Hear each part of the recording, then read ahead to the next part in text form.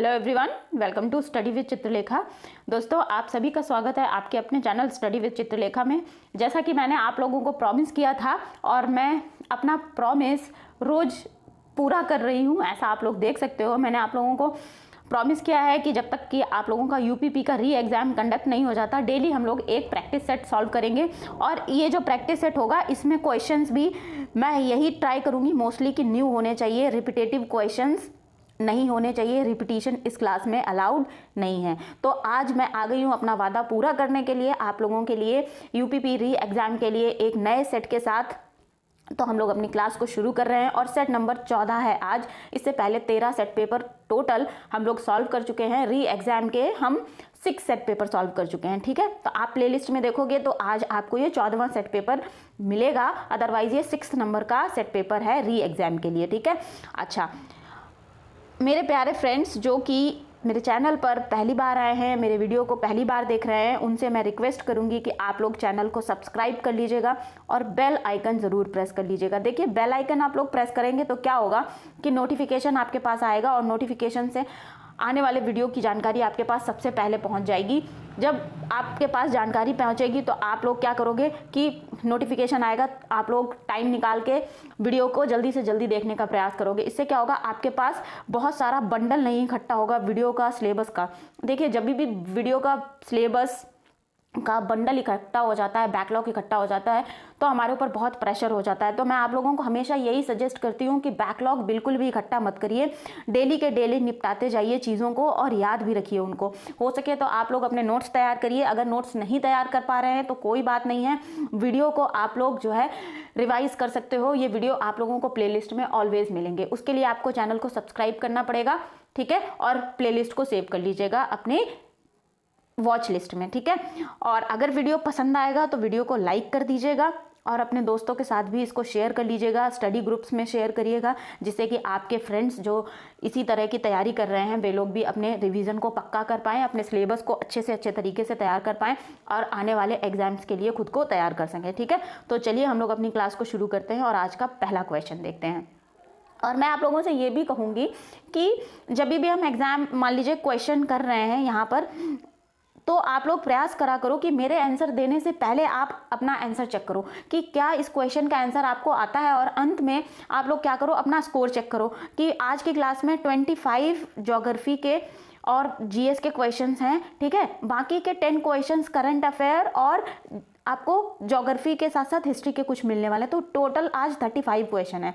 ठीक है, तो इन 35 क्वेश्चंस में से मतलब 35 आउट ऑफ आपने कितना स्कोर किया, ये आप लोग मुझे कमेंट सेक्शन में बताना। ठीक है, आप लोगों के कमेंट का मैं वेट करूंगी कि देखते हैं आज की क्लास में 35 आउट ऑफ मैक्सिमम मार्क्स कौन लाया है। कमेंट सेक्शन में ज़रूर बताइएगा। तो पहला क्वेश्चन हम लोग कर रहे हैं, निजाम सागर बांध निम्नलिखित में से किस राज्य में है। तो देखिए, निजाम सागर बांध आपको मिलेगा तेलंगाना में। ठीक है, मंजरा नदी पर इसको बनाया गया है। इसके बारे में कुछ फैक्ट्स दे रखे हैं, ये देख लेते हैं हम। ये देखिए, मंजरा नदी पर स्थित है तेलंगाना में और इसको 1923 में हैदराबाद के तत्कालीन शासक मीर उस्मान अली खान ने बनवाया था। मंजरा नदी कौन सी नदी की एक सहायक नदी है? गोदावरी नदी की सहायक नदी है। बहुत ही इंपॉर्टेंट फैक्ट है, याद रखिएगा। गोदावरी नदी का उद्गम कहाँ से होता है?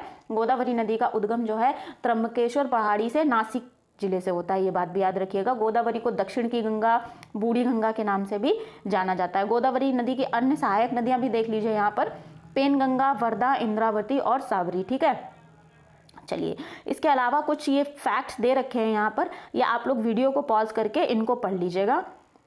अगले क्वेश्चन पर चलते हैं। अगला क्वेश्चन है, उस राज्य की पहचान कीजिए जिसमें आपको दक्कन के पठार की सबसे ऊंची चोटी अनाईमुड़ी मिलेगी।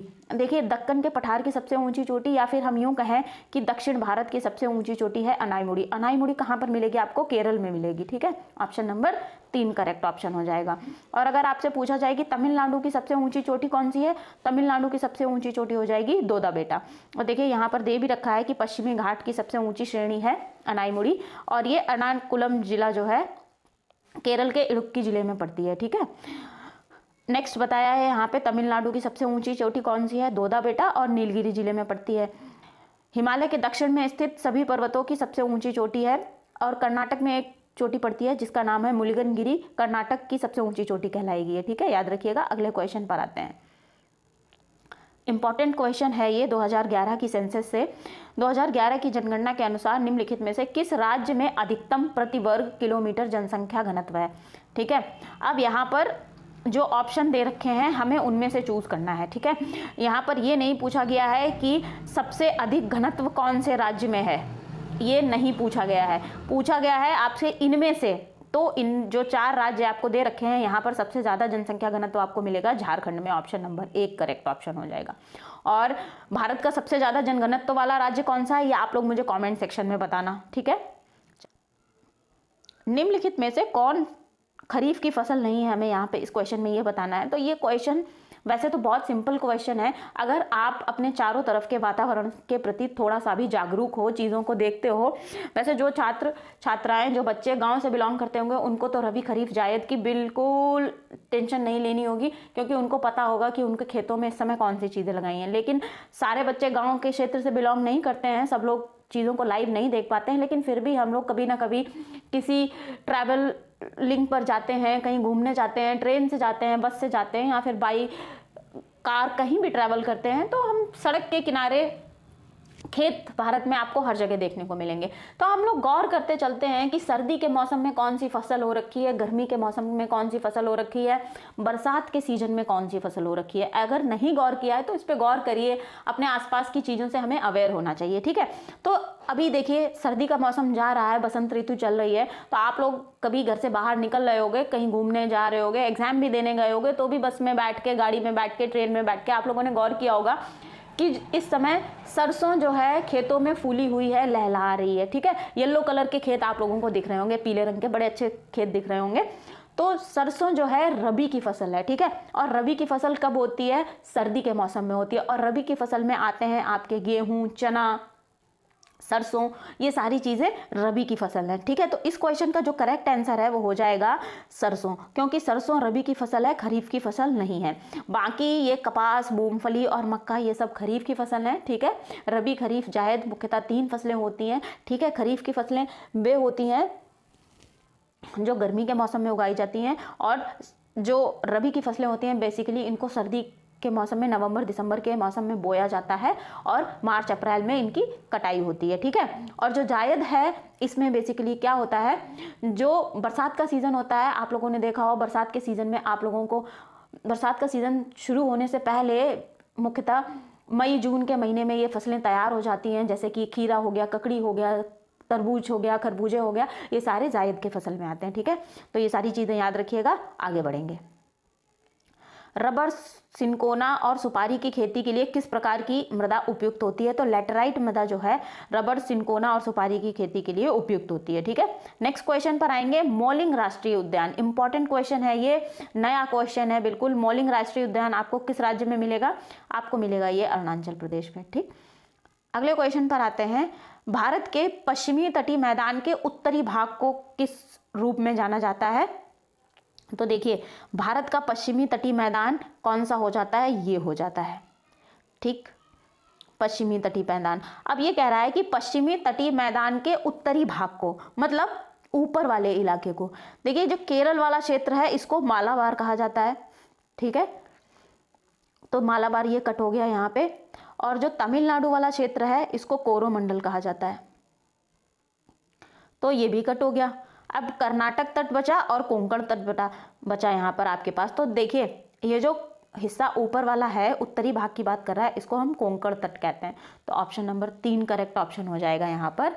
इसके कुछ फैक्ट भी मैंने आप लोगों को दिए हैं। देखिए पश्चिमी तटीय मैदान के उत्तरी भाग को कोंकण तट के रूप में जाना जाता है। ये दमन से गोवा तक फैला हुआ है। ठीक है, यहाँ पर चावल और काजू ज़्यादातर उगाए जाते हैं।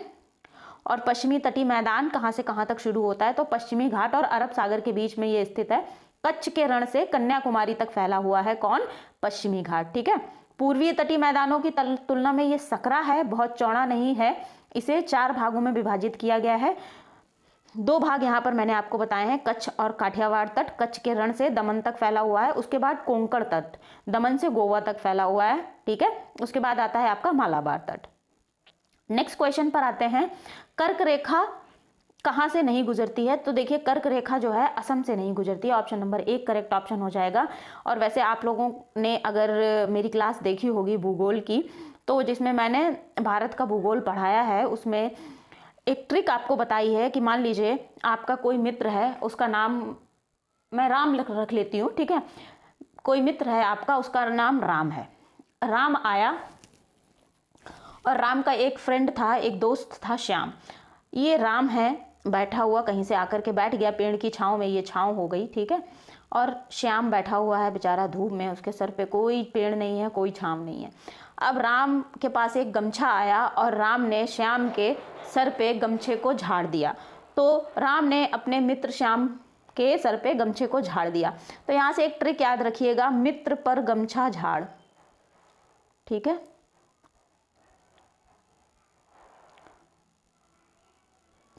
ये आपके वे राज्य हैं जहां से कर्क रेखा होकर गुजरती है। ये मी से मित्र हो जाएगा,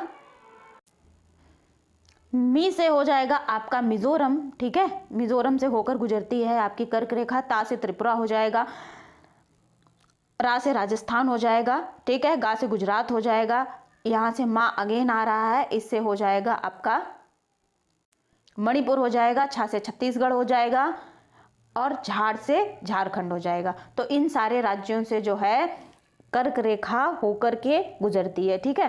तो ये आपके जो भी ऑप्शंस दे रखे हैं, देखिए इनमें ये वाले राज्य नहीं है, तो असम से कर्क रेखा नहीं गुजरती है, ये चीज़ ध्यान रखिएगा। और यहाँ से पा मिस हो गया, पा से पश्चिम बंगाल हो जाएगा, ठीक है, पश्चिम बंगाल। चलिए, ये हो गई आपकी कर्क रेखा। कर्क रेखा कहाँ से होकर के गुजरती है? मित्र पर गमछा झाड़ दीजिए। यहाँ से ये जो भी राज्य आ रहे हैं, आप ट्रिक को एक बार वीडियो पॉज करके अच्छे से देख लीजिएगा, याद रहेगी ये ट्रिक। इन राज्यों से कर्क रेखा जो है होकर के गुजरती है। अगला क्वेश्चन आपसे पूछ रहा है, मांजुली द्वीप एक नदी द्वीप है, निम्नलिखित में से किस नदी पर स्थित है? तो मांजुली द्वीप जो है ब्रह्मपुत्र नदी पर स्थित है, ध्यान रखिएगा इसको, ये एक नदी द्वीप है। अगले क्वेश्चन पर आते हैं, गंगा नदी की सहायक नदी कौन सी नहीं है? तो गंगा नदी की सहायक नदी सतलज नदी नहीं है। सतलज नदी जो है सिंधु नदी तंत्र की नदी है, ये सिंधु की सहायक नदी है, ठीक है। और यमुना, दामोदर और सोन ये सारी गंगा की सहायक नदियां हैं, तो ऑप्शन नंबर 2 करेक्ट ऑप्शन हो जाएगा। अगर सिंधु नदी अफवाह तंत्र का लिंक आपको वीडियो के डिस्क्रिप्शन में मिल जाएगा, ठीक है। डिस्क्रिप्शन में आप लोग देख सकते हो सिंधु नदी अफवाह तंत्र, वहां पर आपको ब्रह्मपुत्र नदी अफवाह तंत्र और गंगा नदी अफवाह तंत्र, ये तीनों तंत्र आपको देखने को मिल जाएंगे। और यहाँ पे आपको सारी सहायक नदियाँ, उद्गम स्थल, अपना जल कहाँ पर विसर्जित करती हैं, कौन कौन से राज्यों से, कौन कौन से जिलों से होकर के जाती हैं, सारी चीज़ें आपको डिस्क्रिप्टिव वे में देखने को मिल जाएंगी। तो अगर आप लोगों ने वीडियो नहीं देखा है और आपके पास समय है तो आप लोग ये वीडियो देख जरूर लीजिएगा, आपके लिए फायदेमंद रहेगा। अगला क्वेश्चन है, 2011 की जनगणना के अनुसार निम्नलिखित में से किस राज्य में सबसे अधिक ग्रामीण आबादी है? तो 2011 की जब जनगणना हुई थी उसमें यह बताया गया था कि उत्तर प्रदेश में सबसे ज्यादा ग्रामीण आबादी है, ठीक है। तो ऑप्शन नंबर 4 करेक्ट ऑप्शन हो जाएगा। अगले क्वेश्चन पर आते हैं, भारतीय यामोत्तर किन राज्यों से होकर के गुजरती है? तो भारतीय यामोत्तर जो है उत्तर प्रदेश के अलावा, उत्तर प्रदेश से तो गुजरती है, नैनी के पास से होकर के भारतीय मानक यामोत्तर गुजरती है, ये तो हम सभी जानते हैं, इलाहाबाद के नैनी के पास से। उसके अलावा यहाँ पर 4 राज्य और हैं, मध्य प्रदेश, छत्तीसगढ़, ओडिशा और आंध्र प्रदेश, ठीक है। तो यामोत्तर उत्तर प्रदेश, मध्य प्रदेश, छत्तीसगढ़, ओडिशा और आंध्र प्रदेश से होकर गुजरती है, तो ऑप्शन नंबर 1 करेक्ट ऑप्शन हो जाएगा। इस क्वेश्चन के लिए भी मैंने आप लोगों के लिए एक ट्रिक बनाई है। भारतीय मानक यामोत्तर है क्या? ये 82.5 डिग्री पूर्व देशांतर है, ठीक है, याद रखिएगा, 82.5 डिग्री पूर्व देशांतर भारतीय मानक समय के रूप में इसको लिया जाता है, क्योंकि यह लगभग भारत के केंद्र से होकर के गुजरती है। और ये मिर्जापुर जिले के शंकरगढ़ किले से भारत में प्रवेश करती है और फिर मध्य प्रदेश, छत्तीसगढ़, ओडिशा और आंध्र प्रदेश से होकर के गुजरती है, ठीक है। अच्छा, इसके लिए एक ट्रिक है, मान लीजिए पाकिस्तान को, जब इंडिया पाकिस्तान का मैच होता है तो पाकिस्तान को मिलता तो है मौका मैच जीतने का, लेकिन वो भारत से कभी भी मैच जीत नहीं पाता है। तो भाई क्या चाहिए सबको? मौका, मौका, मौका चाहिए ना, मौका। ये गाना भी आप लोगों ने सुना होगा, जब भी मैच होने वाला होता है तब बड़ा यह आता है, तो मौका। अब मौका के जो भी लेटर्स हैं देख लीजिए, इनसे कौन कौन से राज्य बनते हैं। M फॉर मध्य प्रदेश हो जाएगा, O फॉर ओडिशा हो जाएगा, U फॉर आपका उत्तर प्रदेश हो जाएगा, और C फॉर क्या हो जाएगा? छत्तीसगढ़ हो जाएगा, और A फॉर आंध्र प्रदेश हो जाएगा। इन 5 राज्यों से 82.5 डिग्री मानक यामोत्तर जो है भारत की, वो होकर के गुजरती है। तो मौका चाहिए किसको? मानक यामोत्तर को, ठीक है। चलिए अगले क्वेश्चन पर आते हैं। भीमबेटका एक विश्व धरोहर स्थल है जो कि किस लिए जाना जाता है? तो प्रागैतिहासिक काल क्या है कि ऐतिहासिक काल का जो पूर्व काल है उसे प्रागैतिहासिक काल कहते हैं। ये उस समय के शैल चित्रकलाएं हैं या शैलाश्रय हैं। तो ऑप्शन नंबर 2 करेक्ट ऑप्शन हो जाएगा। ठीक है, याद रखिएगा भीमबेटका की गुफाएं कहाँ पर पड़ती हैं? एमपी में पड़ती हैं, मध्य प्रदेश में पड़ती हैं। और अभी आपने देखा भी था कि जो भारतीय मानक यामोत्तर है ये भी मध्य प्रदेश से होकर के गुजर रही थी। ठीक है, अगला क्वेश्चन आपसे पूछ रहा है कि नर्मदा नदी का उद्गम स्थल कौन सा है? तो नर्मदा नदी का उद्गम स्थल जो है अमरकंटक की पहाड़ियां हो जाएगी। ऑप्शन नंबर 1 करेक्ट ऑप्शन होगा। अब देखिए यहाँ पे कुछ फैक्ट भी दे रखे हैं। नदी के जो भी उद्गम स्थल हैं उनसे जुड़े हुए ज़्यादातर फैक्ट मैंने इस वीडियो में दिए हैं आपको, ताकि आप लोगों के सारे डाउट्स क्लियर हो जाएं। देखिए नदी जो ड्रेनेज सिस्टम है वहाँ से कुछ ना कुछ पूछ ही दिया जाता है, तो मैं ट्राई करती हूँ जो ज़्यादा इंपॉर्टेंट क्वेश्चन या टॉपिक बनते हैं उनके बारे में सारी जानकारी आपको दे दी जाए। तो ये जानकारी आप वीडियो को पॉज करके, अब आपकी ये रिस्पॉन्सिबिलिटी बनती है कि उसको पढ़ें। ठीक है, इसको मैं थोड़ा इलेबोरेट कर देती हूँ। यहाँ पर नर्मदा नदी मध्य प्रदेश के अमरकंटक पहाड़ी से निकलती है और नर्मदा नदी मध्य प्रदेश, गुजरात और महाराष्ट्र राज्यों से होकर के बहती है। ठीक है, और गुजरात के भड़ौच जिले के पास में ये जो है भड़ौच में अरब सागर में अपना जल विसर्जित करती है। नर्मदा और ताप्ती नदियां जो हैं ये दोनों पश्चिम की ओर बहती हैं। ठीक है, पश्चिमवर्ती नदियां हैं और नर्मदा और ताप्ती बिना डेल्टा बनाने वाली सबसे बड़ी नदी हैं। ये भी आप लोग ध्यान रखिएगा। ठीक है, और सतपुड़ा श्रेणी किसके बीच पड़ती है? ये नर्मदा और ताप्ती के बीच पड़ती है और विंध्यन श्रेणी भी इसी के बीच में आती है। ठीक, ये चीज़ें आप लोग ध्यान रखिएगा। चलिए अगले क्वेश्चन पर आते हैं। और भी इसमें फैक्ट दे रखे हैं। राजपीपला की पहाड़ियाँ, महाकाल श्रेणी, ये वीडियो पॉज करके आप लोग रीड कर लीजिएगा और इसको याद भी रखिएगा। ठीक, भारतीय संघ के कितने राज्य बांग्लादेश के साथ अपनी सीमा साझा करते हैं? तो 4 राज्य भारतीय संघ के बांग्लादेश के साथ अपनी सीमा साझा करते हैं। वो कौन कौन से राज्य हैं? पहले भारत की सीमा देख लेते हैं, स्थलीय सीमा कितनी है? तो भारत की स्थलीय सीमा जो है 15,106.7 किलोमीटर लंबी है। और अगर कही जाए तटीय सीमा इसमें इंक्लूड कर ली जाए तो 7,516.6 किलोमीटर तटीय सीमा है। ठीक है, जिसमें द्वीपीय क्षेत्र भी शामिल है। भारत कुल 7 देशों के साथ अपनी सीमा साझा करता है। मैंने एक ट्रिक भी आप लोगों को बताई थी कि 55 MBA। ठीक है, 55 MBA। किसी ने बचपन में MBA कर लिया? भाई मैंने ही बचपन में MBA कर लिया था। तो B से बांग्लादेश हो जाएगा, चा से आपका चाइना हो जाएगा। ठीक है, पा से पाकिस्तान हो जाएगा और यहाँ पे M से हो जाएगा आपका म्यांमार। ना से ये अच्छा ना रह गया, यहाँ से नेपाल हो जाएगा। ठीक है, म्यांमार हो जाएगा और ये बांग्लादेश, A फॉर अफगानिस्तान। ठीक है, B से बांग्लादेश हो जाएगा, ये भी ध्यान रखिएगा। ठीक, वही चीज़ें आपको यहाँ पर ये दे रखी हैं। और बांग्लादेश के साथ कौन से राज्य सीमा साझा करते हैं? तो वे 5 राज्य हैं। पहला तो हो जाएगा पश्चिम बंगाल, मिजोरम, मेघालय, त्रिपुरा और असम। ठीक है, बांग्लादेश के साथ अपनी सीमा साझा करते हैं। चलिए नेक्स्ट क्वेश्चन पर आते हैं। अब अगला क्वेश्चन कह रहा है निम्नलिखित में से त्र्यंबकेश्वर पहाड़ से कौन सी नदी निकलती है? तो देखिए जो गोदावरी नदी है ये त्र्यंबकेश्वर पहाड़ी से निकलती है। ऑप्शन नंबर 4 करेक्ट ऑप्शन हो जाएगा। अगले क्वेश्चन पर देखते हैं। देखिए महाराष्ट्र के नासिक जिले से निकलती है, इसे दक्षिण की गंगा भी कहा जाता है। और गोदावरी पर जो बांध हैं ये बहुत इंपॉर्टेंट हैं, ये आपको पता होने चाहिए। पोलावरम बांध, पोचमपाद बांध ये तेलंगाना में है, पोलावरम आपको आंध्र प्रदेश में मिलेगा। ठीक है, और गोदावरी की सहायक नदियां प्राणहिता, प्रवर, पूर्णा, मंजरा और पेनगंगा हो जाती हैं। और ये दक्षिण भारत की सबसे लंबी नदी है। कौन? गोदावरी। भारत के अधिकांश भाग में वर्षा होती है, हमें टाइम बताना है। तो देखिए भारत में मानसून जो है प्रवेश करता है जून में, और जून से सितंबर तक जो टाइम है, जून से सितंबर तक के जो महीने हैं ये मानसून के महीने कहे जाते हैं। तो ऑप्शन नंबर 2 करेक्ट ऑप्शन हो जाएगा, जून से सितंबर तक। अगले क्वेश्चन पर आते हैं। आपको ये लिस्ट दे रखी है, एक तरफ बांध है, एक तरफ नदी दे रखी है, और ये बताना है हमें कि इनमें से कितने युग्म सुमेलित हैं। ठीक है, तो देखिए हीराकुंड बांध महानदी पर बना है। ठीक है, उड़ीसा में पड़ेगा। नागार्जुन सागर कृष्णा नदी पर बना है, बिल्कुल सही बात है। और मेट्टूर बांध कावेरी नदी पर बना है। लेकिन सरदार सरोवर बांध ताप्ती नदी पर नहीं बना है, ये नर्मदा नदी पर बना है। ठीक है, याद रखिएगा, नर्मदा नदी पर। तो ये वाला ऑप्शन गलत हो जाएगा। तो 3 ऑप्शन जो है सही हैं। अब हम देख लेते हैं, इसमें से कूट चुन लेंगे तो ये वाला सही हो जाएगा हमारा, केवल 3 युग्म सही हैं। ठीक है, अगले क्वेश्चन पर आते हैं। 9 डिग्री चैनल किससे किसको जोड़ता है? तो मिनिकॉय और मालदीव को जोड़ता है कौन? 9 डिग्री चैनल। अगले क्वेश्चन पर आएंगे, निम्नलिखित में से कौन सी स्थानीय पवन आम के पकने में मदद करती है? तो मैंगो शावर जो है आम के पकने में मदद करती है।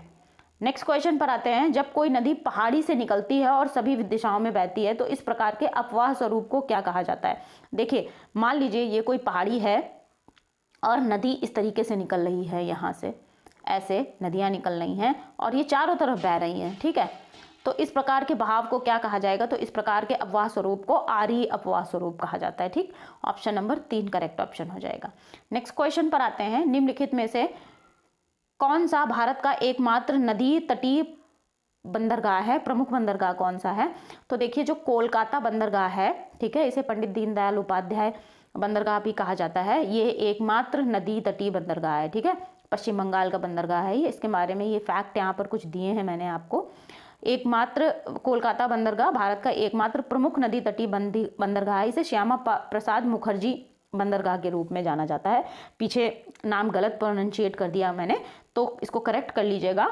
श्यामा प्रसाद मुखर्जी बंदरगाह है ये। ठीक है, पंडित दीनदयाल उपाध्याय नहीं है, कोलकाता बंदरगाह श्यामा प्रसाद मुखर्जी बंदरगाह है। ठीक, इसलिए कथन 1 सही हो जाएगा। इसका निर्माण कब हुआ था और किसने कराया था? तो इसका निर्माण जो है ब्रिटिश ईस्ट इंडिया कंपनी के द्वारा करवाया गया था और ये कोलकाता का एक मीठे पानी का बंदरगाह है। ठीक है, 203 किलोमीटर दूर है ये समुद्र से, लगभग हुगली नदी जो है वहाँ पर पड़ेगा ये। ठीक, चलिए अगले क्वेश्चन पर आते हैं और ये इंपॉर्टेंट कुछ फैक्ट हैं, इनको आप पढ़ लीजिएगा। बाकी और बंदरगाहों से जुड़े हुए हैं। मरमा गांव बंदरगाह या मारमा गोवा बंदरगाह कहाँ पर होता है? ये पश्चिमी तट का बंदरगाह है, ये आपको मिलेगा गोवा में। ठीक है, अगला क्वेश्चन है, भारत का सबसे बड़ा बॉक्साइट उत्पादक राज्य कौन सा है? तो उड़ीसा जो है भारत का सबसे बड़ा बॉक्साइट उत्पादक राज्य है। ऑप्शन नंबर 1 करेक्ट ऑप्शन होगा। नेक्स्ट क्वेश्चन को देखते हैं, निम्नलिखित में से किस भारतीय राज्य में सबसे बड़ी तटीय रेखा है? तो जो गुजरात है, गुजरात की सबसे लंबी तटीय रेखा है या सबसे बड़ी तटीय रेखा है। तो ऑप्शन नंबर 3 करेक्ट ऑप्शन हो जाएगा। नेक्स्ट क्वेश्चन है आपका, ये पॉलिटी का क्वेश्चन है, लोकसभा के पहले स्पीकर कौन थे? तो जीवी मावलंकर या फिर गणेश वासुदेव मावलंकर लोकसभा के पहले स्पीकर बने थे। लोकसभा जब पहली बार गठित हुई थी तो उसके पहले स्पीकर कौन बने थे? जीवी मावलंकर, गणेश वासुदेव मावलंकर। अगले क्वेश्चन पर आएंगे, नोबेल पुरस्कार जीतने वाले पहले भारतीय कौन थे? तो नोबेल पुरस्कार जीतने वाले पहले भारतीय हो जाएंगे रविन्द्रनाथ टैगोर। ठीक है, इनको साहित्य के लिए नोबेल पुरस्कार दिया गया था, ध्यान रखिएगा। इनकी कृति गीतांजलि के लिए। ठीक है, गीतांजलि नाम भी याद रखिएगा, किसके लिए दिया गया था? गीतांजलि के लिए दिया गया था। अगले क्वेश्चन पर आते हैं, भारत के सर्वोच्च न्यायालय की प्रथम महिला न्यायाधीश कौन थी? तो फातिमा बीवी जो हैं, ये भारत के सुप्रीम कोर्ट ऑफ इंडिया जो है इसकी प्रथम महिला न्यायाधीश बनी थी। याद रखिएगा इनका नाम फातिमा बीबी। कुछ फैक्ट दे रखे हैं यहाँ पर, इनको देखिए जरा। एम फातिमा बीबी भारत के सर्वोच्च न्यायालय की पहली महिला न्यायाधीश हैं। उन्हें 6 अक्टूबर 1989 को सर्वोच्च न्यायालय की न्यायाधीश के रूप में नियुक्त किया गया था, जहां पर वे 29 अप्रैल 1952 तक कार्यरत रहीं और 29 अप्रैल 1952 को सेवानिवृत्त हुई थी। 25 जनवरी 1997 को ये तमिलनाडु की 11वीं राज्यपाल भी बनी थी। तो ये बात भी ध्यान रखिएगा। और एक और चीज़ यहाँ पे इम्पॉर्टेंट है, वो मैंने दे रखी है। देखिए, किसी भी महिला को भारत की मुख्य न्यायाधीश के रूप में अभी तक नियुक्त नहीं किया गया है, लेकिन वरिष्ठता के अनुसार बीबी नागरत्ना जो है 1927 में भारत की पहली मुख्य न्यायाधीश बन सकती हैं, ऐसा अनुमान है। अभी ये बात मतलब फाइनल नहीं हुई है। ठीक है, लीला सेठ, इनका अभी हाल में निधन हुआ था। ये एक भारतीय न्यायाधीश थी जो दिल्ली के न्यायालय में, उच्च न्यायालय में पहली महिला न्यायाधीश के रूप में नियुक्त हुई थी। ठीक है, ये भी ध्यान रखिएगा। अगले क्वेश्चन पर आते हैं, भारत में पहले एशियाई खेलों का आयोजन कब हुआ था? तो भारत में पहले एशियाई खेलों का आयोजन जो है 1951 में किया गया था। अगले क्वेश्चन को देखते हैं, पहले गैर भारतीय जिन्हें भारत रत्न दिया गया था। तो खान अब्दुल गफ्फार खान जो हैं, ये ऐसे पहले गैर भारतीय थे जिनको भारत रत्न पुरस्कार दिया गया था, जो कि भारत का सर्वोच्च सम्मान है। ये वही खान अब्दुल गफ्फार खान हैं जिन्हें सीमांत गांधी के रूप में जाना जाता है। मॉडर्न हिस्ट्री में अगर आप लोगों ने पढ़ा हो क्विट इंडिया मूवमेंट और नेशनल इंडियन मूवमेंट, तो वहाँ पे सीमांत गांधी के रूप में इनको जाना जाता है। और इन्होंने एक इनका ग्रुप था जिसे कहते थे कि खुदाई खिदमतगार, ठीक है, खुदाई खिदमतगार ग्रुप की इन्होंने स्थापना की थी। ये इन्होंने जो है लाल कुर्ती आंदोलन भी चलाया था। लाल कुर्ती आंदोलन मतलब जो खुदाई खिदमतगार जो इनका ग्रुप था, वे लोग क्या करते थे कि ये लाल रंग के कपड़े पहनते थे, ठीक है। तो इन्हें ही लाल कुर्ती आंदोलन, इसे ही लाल कुर्ती आंदोलन कहा जाता था, ठीक है। चलिए, तो ये चीज़ याद रखिएगा। पहले खान अब्दुल गफ्फार खान थे जिन्हें भारत रत्न दिया गया था, गैर भारतीय। दूसरे नेल्सन मंडेला थे, ठीक है, तो इनका नाम भी आप लोग याद रखोगे। पहले खान अब्दुल गफ्फार खान सीमांत गांधी हो जाएंगे, जिनका कि उपनाम सीमांत गांधी है, और दूसरे नेल्सन मंडेला, ठीक। अगले क्वेश्चन पर आते हैं। अब ये देखिए, यहाँ पर मैंने फैक्ट भी दे रखे हैं, ये आप लोग पढ़ लीजिएगा वीडियो को पॉज करके। अच्छा, खान अब्दुल गफ्फार खान को दिया कब गया था? 1987 में दिया गया था भारत रत्न, और नेल्सन मंडेला को 1990 में दिया गया था, ठीक है। इनको नोबेल शांति पुरस्कार भी दिया गया था। कब दिया गया था? 1985 में दिया गया था। चलिए, अगले क्वेश्चन पर आते हैं। भारत के पहले विमान वाहक पोत का नाम क्या है? तो भारत के पहले विमान वाहक पोत का नाम है INS Vikrant. Option number 4 correct option हो जाएगा। नेक्स्ट क्वेश्चन देखते हैं। भारत के पहले मुख्य चुनाव आयुक्त कौन थे? चुनाव आयोग की स्थापना कब हुई थी? ये हुई थी आपकी 1950 में हुई थी, ठीक है।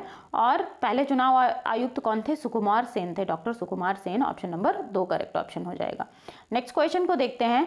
ऑस्कर जीतने वाले पहले भारतीय कौन थे? तो देखिए, ऑस्कर जीतने वाले पहले भारतीय थे भानु अथैया, ठीक है। भानु अथैया ने पहली बार ऑस्कर जीता था, ये पहले भारतीय थे। और जो इनकी फिल्म थी गांधी, ये देखिए यहाँ पर मैंने दे रखा है, रिचर्ड एल्मेनो की फिल्म गांधी के लिए भानु अथैया ने 1983 में सर्वश्रेष्ठ कॉस्ट्यूम डिजाइनर एकेडमी पुरस्कार जीता था। ये भारत के लिए पहली बार था, ठीक है। इसके अलावा इन्होंने, भानु अथैया ने 2 सर्वश्रेष्ठ कॉस्ट्यूम डिजाइनर राष्ट्रीय पुरस्कार भी जीते हैं, एक लगान के लिए और दूसरा फिल्म लेकिन के लिए, ठीक है, ये भी याद रखिएगा। और जो भानु अथैया है ये कॉस्ट्यूम डिजाइनर है, ये बात भी याद रखिएगा। अभी इनका निधन हो चुका है 91 ईयर की एज में, ठीक है। ये पहले एकेडमी पुरस्कार विजेता हैं कौन? भानु अथैया। अच्छा, अगर ऑस्कर कहा जाए या एकेडमी पुरस्कार कहा जाए, दोनों ही सेम बातें हैं। एकेडमी पुरस्कार ऑस्कर पुरस्कार ही है, ठीक है। चलिए, ये चीज जो भी दे रखी है इनको आप लोग वीडियो को पॉज करके पढ़ लीजिएगा, फैक्ट्स हैं। अगले क्वेश्चन पर आते हैं। भारत की पहली महिला मुख्यमंत्री कौन थी? तो भारत की पहली महिला मुख्यमंत्री सुचिता कृपलानी थी। और ये कहाँ की मुख्यमंत्री नियुक्त हुई थी? उत्तर प्रदेश की, ठीक है। उत्तर प्रदेश की प्रथम महिला मुख्यमंत्री कौन थी? सुचिता कृपलानी, या यूं कहें कि भारत की पहली महिला मुख्यमंत्री सुचिता कृपलानी थी, ठीक है। और भारत की पहली महिला राज्यपाल कौन थी? ये श्रीमती सरोजिनी नायडू थी, और उत्तर प्रदेश की ही राज्यपाल नियुक्त हुई थी, ये बात भी आप लोग ध्यान रखिएगा। नेक्स्ट क्वेश्चन देखते हैं। भारत में पहला परमाणु रिएक्टर 1956 में बनाया गया था, उसका नाम क्या है? यहाँ पर ये पूछा जा रहा है। तो 1956 में पहला परमाणु रिएक्टर स्थापित किया था, उसका नाम है अप्सरा, ठीक है। ऑप्शन नंबर 4 करेक्ट ऑप्शन हो जाएगा। तो ये तो थे आज के हमारे री एग्जाम, यूपीपी का जो री एग्जाम होने वाला है उसके लिए प्रैक्टिस सेट। आई होप ये क्लास आप लोगों को पसंद आई होगी। अगर क्लास पसंद आई है तो इसको लाइक कर दीजिएगा और अपने दोस्तों के साथ शेयर भी कर लीजिएगा, ठीक है। और हाँ, मुझे ये भी बताइएगा कि आज के ये जो भी टोटल क्वेश्चंस थे 35 क्वेश्चन, इनमें से आपका स्कोर कितना रहा है, ठीक है। ये कमेंट सेक्शन में मुझे बताइएगा। और अगर आप लोग चैनल पर पहली बार आए हो, वीडियो को पहली बार देख रहे हो, तो चैनल को सब्सक्राइब कर लीजिए, क्योंकि कल भी आप लोगों को इसमें का एक अगला वीडियो मिलेगा। डेली प्रैक्टिस सेट मैंने लाने का वादा किया है, तो डेली मैं प्रैक्टिस सेट आप लोगों को प्रोवाइड कराऊंगी जब तक कि आप लोगों का एग्जाम नहीं हो जाता। उसके लिए आपको चैनल को सब्सक्राइब करना पड़ेगा और बेल आइकन प्रेस करना पड़ेगा। बेल आइकन प्रेस कर लेंगे तो क्या होगा, आने वाले वीडियो की नोटिफिकेशन आपके पास सबसे पहले पहुंच जाएगी और आप लोग वीडियो को जल्दी से जल्दी देख लोगे, ठीक है। तो आप लोग पढ़ते रहिए, खुश रहिए, मेहनत करिए और अपने गोल पर फोकस करिए। हम लोग मिलेंगे कल की क्लास में। Thank you everyone.